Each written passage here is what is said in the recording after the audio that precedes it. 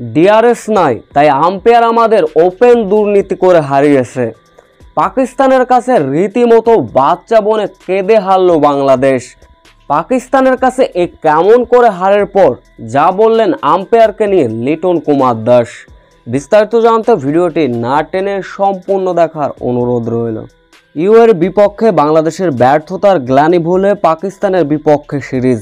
শুরুতেই বোলিং করতে নেমে বাংলাদেশের ছিল আঁটো-সাঁটো বোলিং। শেষের দিকে রিশাদ সাকিবদের বেদম পেটালেন পাকিস্তানি ব্যাটাররা, যার ফলে বাংলাদেশকে 202 রানের মহা লক্ষ্য ছুড়ে দেয় পাকরা। জবাবে শুরু করতে নেমে তানজিম তামিম 31 রানে সাজঘরে ফিরলেন। পারভেজ ইমন সবার মন ভেঙে করলেন খান, ফিরলেন ব্যক্তিগত 4 রানে। এরপরে অনবদ্য এক জুটি গড়ার চেষ্টা ছিল লিটন কুমার দাস তৌহিদ হৃদয়ের, তবে শেষ পর্যন্ত লিটন কুমার দাস 30 বলে 48 রানে সাজঘরে ফিরলেন। তৌহিদ হৃদয় আম্পায়ারের ভুল ডিসিশনে এলবিডব্লিউর ফাঁদে পড়ে ব্যক্তিগত 17 রানে সাজঘরে ফিরলেন।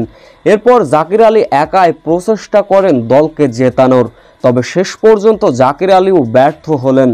ফিরে গেলেন 20 বলে 36 রানের দুর্দান্ত এক ইনিংস খেলে। এরপর শামীম হোসেন পাটোয়ারিরা সাকিবরা বরাবরের মতো ছিলেন ব্যর্থ। 149 রান 17 ওভার 8 উইকেট হারিয়ে ধুঁকছিল বাংলাদেশ, যার ফলে শেষ পর্যন্ত পাকিস্তানের কাছে বড় লজ্জায় ডুবে হারে বাংলাদেশ। এদিকে ম্যাচ হারের পরে আম্পায়ারকে দোষালেন লিটন কুমার দাস।